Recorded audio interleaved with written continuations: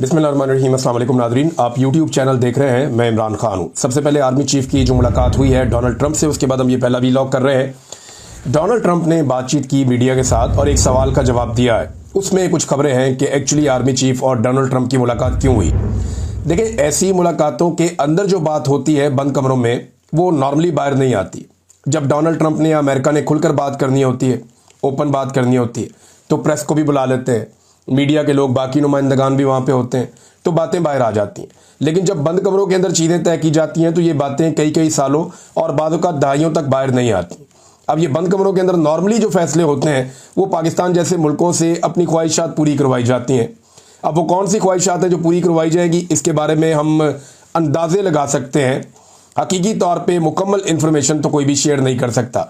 लेकिन पाकिस्तान की एस्टेब्लिशमेंट और मौजूदा रजीम इस वक्त जिस सूरत हाल से दो चार है, उनके पास दो ही रास्ते थे, या वो इमरान खान से हार जाते या वो हर जगह से हारते। इमरान खान ने हार नहीं मानी और इस वजह से पाकिस्तान की एस्टेब्लिशमेंट और मौजूदा जो इस वक्त हुकूमत है उसे जगह जगह सजदे करने पड़ रहे हैं, जगह जगह कंप्रोमाइज़ करना पड़ रहा है। अगर ये इमरान खान से हार जाते तो फिर इन्हें कहीं और हारने की ज़रूरत नहीं थी। लेकिन फिलहाल ये मुलाकात हुई है। इसमें जो बातें की डोनाल्ड ट्रंप ने, पहले मैं वो आपके सामने रख देता हूं। दावा जनाब डोनाल्ड ट्रंप की जानिब से तो यही था कि फील्ड मार्शल आसिम मुनीर को जंग रोकने पर शुक्रिया अदा करने के लिए मदऊ किया था। ये जनाब डोनाल्ड ट्रंप की तरफ से दावा था। तो जंग तो इंडिया ने भी रोकी है, उनको भी बुला के शुक्रिया अदा किया जा सकता था, लेकिन ऐसा हुआ नहीं। आसिम मुनीर से मुलाकात से पहले इंडिया को एतमाद में लिया गया डोनाल्ड ट्रंप की जानिब से, और नरेंद्र मोदी से रब्ता भी किया गया। भारत इससे पहले यह खबर दे चुका है कि भारत को किसी किस्म की भी सालसी दरकार नहीं है कश्मीर के मसले पर, और डोनाल्ड ट्रंप ने इसके बारे में बाद में कोई बात भी नहीं की। भारत ने बड़ा क्लियरली ये कहा कि ठीक है, पाकिस्तान के साथ आप अपने मामलात कर लें, लेकिन जो कश्मीर का मामला है उस पर हम किसी किस्म की भी, चाहे अमेरिका है या कोई भी है, उसकी सालसी कबूल नहीं करेंगे। और ये स्टेटमेंट भारत के मीडिया ने दे भी दिया था, और डोनाल्ड ट्रंप ने बाद में उसके बारे में बात नहीं की। डोनाल्ड ट्रंप ने क्या बात की, ये इंपॉर्टेंट है। डोनाल्ड ट्रंप ने इंडिया पाकिस्तान कशीदगी के ऊपर बात की, और देखें ये तो कशीदगी अब खत्म हो चुकी है, वो मामला तब काफ़ी हद तक कंट्रोल है। दोनों ममालिक एटमी ताकत हैं, कोई भी नहीं चाहेगा कि इनके बीच में एक बड़ी जंग हो जाए। तिजारत की बात हो तो वो पाकिस्तान कितनी की तजारत कर सकता है अमेरिका के साथ, और अमेरिका कितनी कर सकता है पाकिस्तान के साथ, तो वो भी कोई इतना बड़ा इंटरेस्ट नहीं है। हाँ, मादनियात के मामले में अमेरिका को बड़ा इंटरेस्ट हो सकता है, क्योंकि पाकिस्तान के पास बहुत कीमती मादनियात हैं। और यहाँ पे जो एक तकरीब थी अमेरिका में, उसमें आसिम मुनीर साहब ने यह कहा था अपने खिताब में कि अफगान जंग के दौरान अमेरिका ने खैबर पख्तूनख्वा और बलूचिस्तान का जियोलॉजिकल सर्वे कर रखा है। हम अमेरिका के साथ मिनरल्स पर बात करेंगे। अब ये मादनियात का कारोबार का मामला है, और ये आसिम मुनीर साहब ने एक्चुअली पहले भी ये बात की है, अमेरिका में भी ये बात की है। और अमेरिका को वैसे भी जो रेयर अर्थ मिनरल्स हैं उनके अंदर बड़ी दिलचस्पी है। अमेरिका ये चाहता है कि कीमती धातें उन्हें मिल जाएं और वो उनको इकट्ठा करके ले जाए। तो पाकिस्तान के अंदर ये कीमती धातें कुदरत ने बहुत सारी दी हुई हैं, और ये इस वक्त पाकिस्तान की एस्टेब्लिशमेंट की सोच है कि इसके जरिए से भी अमेरिका को राम किया जा सकता है। लेकिन ये चीज़ें तो पाकिस्तान वैसे भी करेगा। तो इस वक्त जो इस मुलाकात का महवर था, जिसकी वजह से डोनाल्ड ट्रंप वापस वाशिंगटन आ गए अपना दौरा मुख्तसर करके G7 वाला, वो था मामला ईरान वाला। और ईरान वाले मामले पर जो कुछ उन्होंने कहा वो है सबसे इंपॉर्टेंट। यहां उन्होंने कहा कि फील्ड मार्शल आसिम मुनीर से मुलाकात के दौरान ईरान पर भी बात हुई। पाकिस्तान ईरान को बहुत बहुत बेहतर से जानता है। ईरान के मामले पर वो चीज़ों को देख रहे हैं। उन्होंने मेरे से इत्तफाक किया है, ये डोनाल्ड ट्रंप का कहना है। एग्जैक्टली जो अल्फाज है मैं आपको बताता हूं। They know Iran very well, वो ईरान को बहुत अच्छा जानते हैं, बेटर देन मोस्ट, बहुत सौ से ज़्यादा बेहतर जानते हैं। They are not happy about anything, वो मुकम्मल तौर पे खुश भी नहीं है। It's not that they are bad with Israel, वो ये कह रहे हैं ऐसा नहीं है कि वो बैड हैं इसराइल के साथ, बुरे हैं। और साथ ही उन्होंने कहा दे नो देम बोथ, वो उन दोनों को जानते हैं actually, but they probably may be know Iran better, लेकिन शायद वो प्रॉबली वो ईरान को ज़्यादा बेहतर जानते हैं। और इसके बाद उन्होंने कहा but they see what's going on, लेकिन वो देख रहे हैं जो हो रहा है, and he agree with me, और वो मुझसे इत्तफाक करता है, मेरे से आसिम मुनीर का इत्तफाक है, ये डोनाल्ड ट्रंप ने कहा। अब जब डोनाल्ड ट्रंप ने यह कहा कि आसिम मुनीर और पाकिस्तान के आर्मी चीफ ईरान के मामले पे कम से कम मुत्तफिक हैं, चाहे इसराइल के मामले पे वो बहुत बुरे इसराइल के साथ नहीं है, दोनों के बारे में अलग अलग पाकिस्तान की राय है, वो डिटेल में गए नहीं। डोनाल्ड ट्रंप ने अल्फाज को चबा चबा कर बोला है। डोनाल्ड ट्रंप ऐसा लगता है कि बहुत सारी चीज़ों को छुपाकर बहुत थोड़ी सी चीज़ें बताना चाह रहे थे, लेकिन एक जुमले में उन्होंने पूरी कहानी बयान की कि ईरान के मामले में हाफिज सैयद आसिम मुनीर साहब का डोनाल्ड ट्रंप के साथ इत्तफाक हो गया है, ये बात उन्होंने क्लेम किया है। अब आपको पहले ये जानना पड़ेगा कि डोनाल्ड ट्रंप का ईरान को लेकर मौक़िफ़ क्या है जिसमें इत्तफाक हो सकता है। तो पहले आप ये देख लें उनका मौक़िफ़ क्या है। एक तो अमेरिका या अमेरिकी सरकार वो ये समझते हैं कि ईरान मुख्तलिफ प्रॉक्सीज़ को सपोर्ट करता है जो इसराइल के ख़िलाफ़ एक्शन लेती हैं, यानी वो हिजबुल्लाह का और हमास वगैरह को दहशतगर्द करार देते हैं और ईरान को इनका सरपरस्त समझते हैं। ये तो एक चीज़ आप क्लियर कर लें कि ये इसके ऊपर डोनाल्ड ट्रंप जो हैं वो बिल्कुल क्लियर हैं कि ईरान ऐसी प्रॉक्सीज़ को सपोर्ट करता है जो इसराइली मफादात के ख़िलाफ़ हैं, और ये इस खित्ते के अंदर वो ये समझते हैं इनको दहशतगर्द, और हमास और हिजबुल्लाह वगैरह जैसी तंजीमें जो हैं उनके खिलाफ हैं। नंबर 2, अमेरिका किसी सूरत भी ईरान को एटमी कुव्वत नहीं बनने देना चाहता, और ना ही अमेरिका ये चाहता है कि ईरान के पास जदीद मिसाइल हों और वो मिसाइलों से मुसल्लह हो, और खित्ते के लिए इसे एक ख़तरा समझता है। और इस सिलसिले में अमेरिका ईरान के ऊपर पाबंदियाँ भी लगाता रहता है, जिसकी वजह से पाकिस्तान ईरान से पेट्रोल नहीं ले सकता, मामलात आगे नहीं बढ़ा सकता। तो ये एक दूसरी चीज़ है कि अमेरिका और डोनाल्ड ट्रंप की सोच क्या है। तीसरा, जो मौजूदा हालात है इसमें अमेरिका ईरान पर जो इसराइली हमला हुआ है उसका हामी है, और ईरान जो जवाबी कार्रवाई कर रहा है इसराइल के खिलाफ उसका अमेरिका नाक़िद है। अमेरिका कहता है ये गलत है, ईरान जो अटैक कर रहा है वो सिविलियन के ऊपर हो रहा है अमेरिका के बकौल, और वो ये कहते हैं कि जो अटैक इसराइल ने किया वो ठीक किया है, और अमेरिकन सदर बार बार ये कहते रहे हैं कि हमने इसराइल को कहा है कि वो अपने हमले जारी रखे। अमेरिका मुतालबा क्या कर रहा है इस वक्त ईरान से? अगर तो कोई इत्तफाक पैदा हुआ तो इन्हीं चीज़ों के ऊपर होगा ना। डोनाल्ड ट्रंप ये कहते हैं मेरी और आसिम मुनीर साहब की सोच में इत्तफाक पैदा हुआ है। अब जब तक आसिम मुनीर साहब खुद नहीं बोलते और वो चीज़ें सामने नहीं लेकर आते, वो बताते नहीं हैं कि वो इस इशू के बारे में क्या सोच रहे हैं और क्या देख रहे हैं, तब तक के लिए तो डोनाल्ड ट्रंप की बात पे आपको भरोसा करना पड़ेगा। तो चौथी चीज़ जो डोनाल्ड ट्रंप ने कही, उन्होंने कहा जी अमरीकी मुतालबा है कि ईरान गैर मशरूत तौर पर हथियार डाल दे। अब इसका मतलब पता क्या है? इसका मतलब यह है कि ईरान गैर मशरूत तौर पर हथियार डाले और जो मौजूदा ईरान का रजीम है ये अलाउ करे बैनुल-अक़वामी शख्सियात को, इदारों को, कि वो ईरान के अंदर आएँ, हर चीज़ की इंस्पेक्शन करें और जहाँ तक उनका दिल करे वहाँ तक घुस जाएँ, और तमाम तर मुआहदों के ऊपर ईरान से दस्तखत करवाए जाएँ। ईरान का जो मिसाइल प्रोग्राम है उसको रिवर्स किया जाए और ईरान कभी भी एटमी कुव्वत ना बन सके। जबकि ईरान का ये दावा है कि हम तो एटमी ताकत बनना ही नहीं चाहते थे। इस हवाले से CIA की एक रिपोर्ट भी आई हुई है, ये इसी 2025 के मार्च की गालिबन वो रिपोर्ट है, जिसमें उन्होंने कहा था कि ईरान एटमी कुव्वत बनने नहीं जा रहा। हाँ, ये ज़रूर है कि वो अपने प्रोजेक्ट्स के ऊपर काम कर रहा है, लेकिन ऐसी कोई रिपोर्ट नहीं है कि ईरान कोई एटमी धमाके करने जा रहा है। इस रिपोर्ट को अमेरिकी हुकूमत ने मुस्तरद कर दिया था। तो क्योंकि अमेरिकी हुकूमत को आइडिया था कि अब ईरान के साथ क्या होना है और क्या करना है, क्योंकि इसराइल एक एक करके तमाम चीज़ों से लड़ते लड़ते बिल आखिर वहाँ तक पहुँच गया था जहाँ से उसे ईरान के ऊपर अटैक करना था, और फिर ईरान के ऊपर अटैक हो गया। अब अमेरिका से उनका मुतालबा है कि गैर मशरूत तौर पे हथियार डाले, ये मैंने आपको बता दिया। अगर ऐसा नहीं होता तो अमेरिका ईरान में रजीम तब्दील करना चाहेगा, और ये बात जो है वो अब नेतन्याहू ने कहना शुरू कर दी है।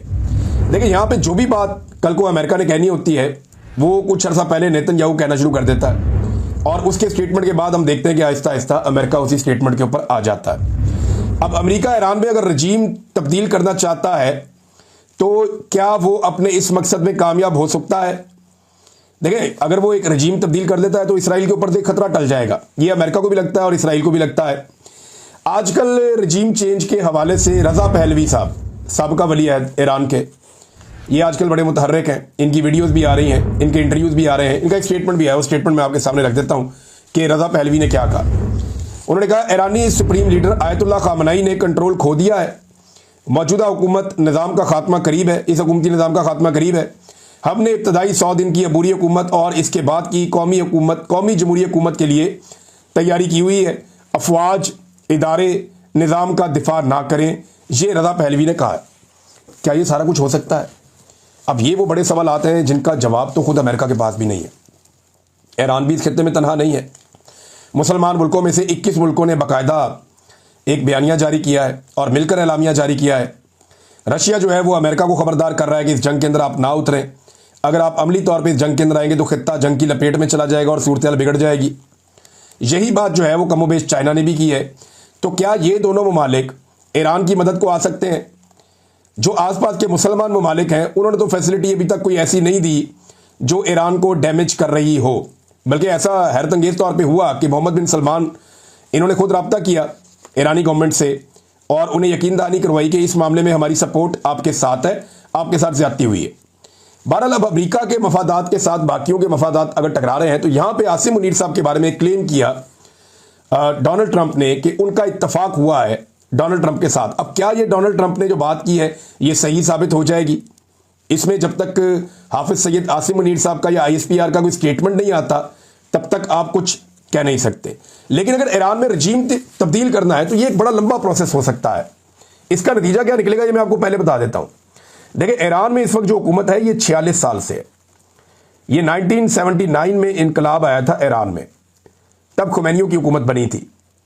और जब इनकलाब आया था तो उस वक्त से लेकर अब तक एक मखसूस मजहबी तरीके की हुकूमत जो है वो ईरान में चल रही है और इसका 3 नस्लों के ऊपर इन्फ्लुएंस है।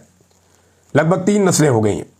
चुन चुनकर वो तमाम लोग जो हैं वो भर्ती किए गए हैं फोर्सेस के अंदर जो इस नुक्ता नज़र के हामी हैं। तो जब तक कोई ग्राउंड फोर्सेस नहीं पहुंचती ईरान में तब तक ये मुमकिन नहीं है। जैसा कि अफगानिस्तान में आई थी, जैसा कि इराक के अंदर फोर्सेस उतरी थी, जैसा कि बाकी जगहों पे। क्या ईरान में ये मुमकिन होगा? तो बहुत मुश्किल लगता है। क्या ईरान की जो बड़ी क़यादत है उसे कत्ल करने के बाद ये हासिल किया जा सकता है? ये एक बहुत बड़ा सवाल है, क्योंकि आयतुल्लाह ख़ामेनी को जो है कत्ल करने के हवाले से बार बार बयानात आ रहे हैं। डोनाल्ड ट्रंप के स्टेटमेंट्स आ जाते हैं, नेतन्याहू के स्टेटमेंट्स आ जाते हैं, इसराइली जो ओहदेदार हैं बड़े अस्करी उनके स्टेटमेंट्स आ जाते हैं। लेकिन आयतुल्लाह ख़ामेनी को जो है वो बहुत महफूज करने की कोशिश की गई है ईरान की जानिब से। अब अमेरिका अगर इस जंग के अंदर उतरता है तो अमेरिका के पास कुछ ऐसे लेटेस्ट वेपन्स हैं जिनका बहुत ज़बरदस्त किस्म का जोर है। यानी अमेरिका के पास ऐसे बम्स हैं, मदर ऑफ ऑल बम्स, ये उन्होंने वहां गिराया था अफगानिस्तान में भी। 9000 kg से लेकर 13,500 kg तक का वजन है इन बमों का जो अमेरिका इस्तेमाल करता है। और ये बम जो है वो जेरे जमीन को 200 फुट तक अंदर भी अगर आप चले जाएं तो वहां तक के बंकर्स को भी तबाह कर देता है। अब अगर इस किस्म के मजबूत बंकर्स बनाए गए हैं और ऐसे बमों का अमेरिका इस्तेमाल करता है तो फिर मेरा नहीं ख्याल कि ये बंकर्स टिक पाएंगे। और अगर तो ईरान ने इससे बेहतर कोई बंदोबस्त किया हुआ है, उनकी इंटेलिजेंस बेहतर तरीके से काम कर रही है, तो फिर हो सकता है कि अमेरिका को भी इस लड़ाई के अंदर नुकसान हो जाए। लेकिन मैं फिर आपसे कहूंगा कि अगर ये लड़ाई फैलती है इसके अंदर दीगर स्टेक होल्डर्स आ जाते हैं।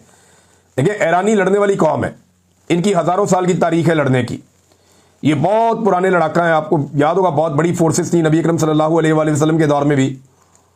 एक फोर्स थी ये फारस और दूसरी थी रोमन्स। एक रोमन अंपायर थी, एक पर्शियन अंपायर थी। तो ये यही ईरान है और यही खित्ता है। इनकी लड़ने की बहुत पुरानी तारीख है। लड़ाका तो ये है, अगर इन्हें हथियार मिलते रहें तो ये मुकाबला कर सकते हैं। लेकिन क्या इन्हें हथियार मिलते रहेंगे, ये एक बहुत बड़ा सवाल है। इसमें अगर चाइना या रशिया मदद करते हैं तो वो कौन से रास्ते इख्तियार करेंगे, इसके ऊपर हम फ्यूचर में बात करेंगे। लेकिन अगर ईरान के अंदर रजीम तब्दील भी किया जाता है तो जितनी बड़ी तादाद में मौजूदा रजीम के सपोर्टर्स हैं, ईरान में एक बदअमनी फैल जाएगी। ईरान के अंदर एक खाना जंगी लग जाएगी। जैसी खाना जंगी हमने शाम में देखी थी, जैसी खाना जंगी हमने इराक में देखी थी, जैसी खाना जंगी हमने लीबिया में देखी थी। और अगर वो सूरत हाल बन जाती है तो पाकिस्तान के लिए मुश्किल फिर बढ़ जाएगी। इससे पहले भी पाकिस्तान के हमसाया अफगानिस्तान के अंदर जितनी बदअमनी रही उसके नुकसानात पाकिस्तान में आते रहे और पाकिस्तान में दहशतगर्दी बहुत ज़्यादा बढ़ गई। और अब अगर दोबारा से ईरान में कोई इस तरह की चीज़ हो जाती है खुदा न खास्ता, तो पाकिस्तान के अंदर दोबारा से इसके असरात आएंगे। इनसे हम अवॉइड नहीं कर सकते। कुछ इत्तलात ये आ रही है पाकिस्तान ने ईरान की तरफ जाने वाले रास्ते अभी फिलहाल बंद किए हैं और आमदरफ्त को रोक दिया गया है। पाकिस्तान अमेरिका को क्या दे सकता है ईरान को लेकर? तो देखें, जो सबसे इंपॉर्टेंट चीज़ होती है वो इंटेलिजेंस शेयरिंग होती है। क्योंकि देखें, एक बात डोनाल्ड ट्रंप ने बार बार की है कि ईरान को सबसे बेहतर पाकिस्तान समझता है, ईरान को सबसे बेहतर पाकिस्तान जानता है। यानी पाकिस्तान की इंटेलिजेंस ईरान के बारे में सबसे बेहतर है। अगर तो ये बात डोनाल्ड ट्रंप के दिमाग में बैठ गई है तो पाकिस्तान में, आपको पहले भी ये कह रहा था कि पाकिस्तान से अमेरिका ये डिमांड कर सकता है कि हमारे साथ ईरान के मामले में इंटेलिजेंस शेयरिंग की जाए। पाकिस्तान की जो मौजूदा हुकूमत है वो पहले ही बहुत ज़्यादा आवाम की नज़रों में गिरी हुई है, उसके पास तो मकबूलियत है ही नहीं। अब एक ऐसी हुकूमत की मौजूदगी में अगर कुछ इस किस्म के इकदाम हो जाते हैं तो फिर इस हुकूमत की मकबूलियत मज़ीद तबाह हो जाएगी। लेकिन इस हुकूमत को यह बात पता है कि मकबूलियत के बलबूते पे तो ये आइंदा 10 साल नहीं आ सकते। इन्होंने तो जब भी आना है वो इक़्तिदार में आने के लिए इनको एस्टेब्लिशमेंट की गोद में बैठ कर आना पड़ेगा। और एस्टेब्लिशमेंट भी ये फैसला कर चुकी है कि आप आलमी ताकतों को खुश रखें और किसी सूरत भी पाकिस्तान में अवामी इक़्तिदार की हामिल हुकूमत नहीं आने देनी, क्योंकि पाकिस्तान की अवाम इस वक्त एस्टेब्लिशमेंट के खिलाफ हो गई है। लिहाजा एस्टेब्लिशमेंट नहीं चाहेगी कि अवामी हुकूमत आए और उससे एस्टेब्लिशमेंट मजीद डैमेज हो जाए। नाज़रीन, अगर अमेरिका अमली तौर पे जंग में उतरता है, डोनाल्ड ट्रंप ने अभी खुलकर स्टेटमेंट नहीं दिया। एक अमेरिकी अखबार ने दावा किया कि डोनाल्ड ट्रंप ने फौज को तैयार रहने का कह दिया है और ईरान के ऊपर हमला हो सकता है। अमेरिकी फौज की तरफ से भी ये स्टेटमेंट आ गया है। उनके तर्जुमान उन्होंने ये कहा, जनाब कि अमन हो या जंग, दोनों के लिए डोनाल्ड ट्रंप के हुक्म का इंतजार है, हम पूरी तरह से तैयार हैं। अब मामला यह है कि अगर अमेरिका अमली तौर पर इस जंग में उतरता है तो होगा क्या? आलमी मंडी में तेल और गैस महंगा हो जाएगा। ये जो पूरा रीजन है मिडल ईस्ट, ये अदम इस्तेहकाम का शिकार हो जाएगा। रूस और चीन भी अपनी सियासत करेंगे इस मामले में। अब ये नहीं पता अमली मैदान में आते हैं या नहीं आते। अमेरिका के पास तबाही फैलाने वाले बहुत बड़े बड़े बॉम्ब्स हैं, ये आप जानते हैं। वो उन्हें भी लाजमन इस्तेमाल करेगा। और एक गैर मुस्तहकम अफगानिस्तान ने हमारा कितना नुकसान किया है, तो एक गैर मुस्तहकम ईरान भी पाकिस्तान का वैसे ही नुकसान कर सकता है। नाज़रीन, एक बड़ा सवाल यह है कि क्या डोनाल्ड ट्रंप ने इमरान खान के बारे में कोई बात की होगी? तो अगर की भी होगी तो वो मंजर आम पे नहीं आ रही और अभी तक उसके बारे में किसी किस्म की कोई इन्फॉर्मेशन हमारे पास नहीं है।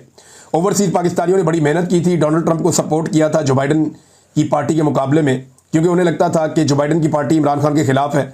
लेकिन देखें, इंसानी हकूक़ के मामले पर अभी तक डोनाल्ड ट्रंप की हुकूमत भी खामोश है और इन्होंने ऐसा कुछ नहीं किया जिसकी पाकिस्तानी ओवरसीज़ ये तवक्को कर रहे थे। और उसका रीज़न ये है कि एस्टेब्लिशमेंट के पास हमेशा कुछ ना कुछ देने के लिए होता है। कभी मादनियात होती हैं, कभी खारजा पॉलिसी होती है, कभी कोई और सपोर्ट होती है। जैसा कि यूक्रेन और रशिया की लड़ाई में पाकिस्तान की एस्टेब्लिशमेंट ने यूक्रेन को भरपूर तरीके से ताउन किया और उन्हें हथियार भी फराहम किए। तो ये वो पाकिस्तान का ताउन था जिस पे अमेरिका खुश था और ये खबर भी बाहर नहीं आई। अब पता नहीं पाकिस्तान की एस्टेब्लिशमेंट अब क्या देगी अमेरिका को, जिसके नतीजे में जितनी ओवरसीज पाकिस्तानियों ने मेहनत की है, यानी यहाँ पे तो बाकायदा अमेरिकन इंतजामिया के लोगों ने ओवरसीज पाकिस्तानियों को यकीन दिलाया था कि हमने राब्ता भी कर लिया पाकिस्तान की गवर्नमेंट से, हमने एक बड़ा स्ट्रांग मैसेज भी कन्वे कर दिया है। और ये सारी बातें उन्होंने मीडिया को बताई भी थी कि जनाब हमारी बड़ी अच्छी बातचीत हुई अमेरिकन गवर्नमेंट से और अब जो इंसानी हकूक़ की खिलाफ वर्जियाँ वो बंद होने वाली हैं। इस किस्म की बातें जो है वो ओवरसीज पाकिस्तानियों को यकीन दहानियाँ करवाई गई थी अमेरिकन इंतजामिया की जानिब से, जो ट्रंप के करीबी साथी हैं उनकी जानिब से। लेकिन आप फिर ये देखें कि जैसे जैसे पाकिस्तानी एस्टेब्लिशमेंट को मौका मिला उन्होंने अपने कार्ड्स इस्तेमाल किए और आज सूरत हाल जो है वो थोड़ी सी मुख्तलिफ नजर आती है। ये सूरत हाल कितनी भी मुख्तलिफ हो, कुछ चीज़ें ऐसी हैं जो बदल नहीं सकेंगी। ये वो हकायक है जिन्हें किसी सूरत नहीं बदला जा सकता। यानी पाकिस्तान में इस वक्त जो मौजूदा हुकूमत है वो जाली है, ये हकीकत है और रहेगी। अदलिया पर कब्जा हो गया पाकिस्तान में, ये हकीकत है और ये रहेगा। ज़बरदस्ती पाकिस्तान के आइन में तरमीम करवाई गई है, ये भी एक हकीकत है। पाकिस्तान में इंसानी हकूक़ की बदतरीन खिलाफ वर्जियाँ हो रही हैं, ये भी एक हकीकत है। मीडिया और पार्लिमान पाकिस्तान में आज़ाद नहीं है, ये भी एक हकीकत है। मुल्क का सबसे मकबूल लीडर बदस्तूर जेल में बंद है। अवाम मौजूदा एस्टेब्लिशमेंट और हुक्मरानों से बहुत बुरी तरह नाराज़ है। ये तमाम वो हकायक हैं जिनसे हम भाग नहीं सकते, हम जो मर्जी कर लें। लेकिन इस सब के बीच में पाकिस्तान में फिर भी बारीक वारदातें जो हैं वो दोहराई जा रही हैं। हाँ, इस मौके पर इसराइल ने एक स्टेटमेंट दिया, वो बड़ा इंपॉर्टेंट है। इसराइल का ये कहना है कि डोनाल्ड ट्रंप जंग में अगर शामिल हो गया तो ये लड़ाई एक हफ्ते में ख़त्म हो जाएगी। ये उनका अंदाज़ा है। उन्हें ये लगता है कि ईरान की इतनी कैपेसिटी नहीं है। जबकि हम दूसरी तरफ ये देख रहे हैं कि ईरान ने भी दुनिया को हैरान कर दिया। मार मार के मिसाइल ईरान ने एक अजीब व गरीब सूरत हाल पैदा कर दिया इसराइल के अंदर भी। बार बार वहाँ पे सायरन बजते हैं, बार बार वहाँ पे आके मिसाइल्स गिरते हैं और इसराइली शहरी जो है वो बड़ी मुश्किल ज़िंदगी गुजार रहे हैं। उन्होंने कभी ऐसी सूरत हाल नहीं देखी। वो बंकर्स के अंदर छुपे हैं, कुछ लोग जो हैं वो समुद्री रास्ते से जा रहे हैं, कुछ लोग कोई और रास्ता इख्तियार कर रहे हैं। तो इसराइल के लिए भी ये एक अजीब और नई सूरत हाल है जिसका उन्होंने पहले सामना नहीं किया। शायद ईरान की ताकत को अंडर एस्टिमेट किया जा रहा था। ईरान का ये कहना है कि अब वो नए मिसाइलों का भी इस्तेमाल करेगा और उन्होंने ये भी कह दिया कि अगर अमेरिका ने हमारे ऊपर बराह रास्त हमला किया तो हम अमेरिका को भी तगड़ा जवाब देंगे। तो लड़ने के अंदर तो ईरानी कौम, आपको पता है, मैंने पहले आपको बताया कि उनकी हज़ारों साल की लड़ने की तारीख है। तो वो अब जब तक उनके पास हथियार रहेंगे वो अपने हथियारों को इस्तेमाल करते रहेंगे, वो लड़ते रहेंगे। लेकिन बगैर बड़ी ताकतों की सपोर्ट के वो इस लड़ाई को बहुत लंबा नहीं लड़ सकेंगे। अमेरिका ने कई मुल्कों में रिजीम तब्दील किया है और उसकी कोशिश ये है कि वो ईरान के अंदर भी रिजीम को तब्दील करे। अब देखते हैं आने वाले वक्त में क्या होता है। चीज़ें आपके साथ हम शेयर करते रहेंगे। ये वो तमाम हकायक हैं जो मैं आपके सामने रखना चाहता था। एक चीज़ और भी है, पाकिस्तान में एक बारीक वारदात पे काम हो रहा है, मैंने पहले भी आपको बताया था। ये वीलॉग लंबा हो गया, मैं आपको बता नहीं पाया। नेक्स्ट वीलॉग में ज़रूर मैं आपको बताता हूँ कि ये बारीक वारदात क्या है। अब तक के लिए इतने, अपना ख्याल रखिएगा, अपने चैनल का भी। अल्लाह हाफिज़।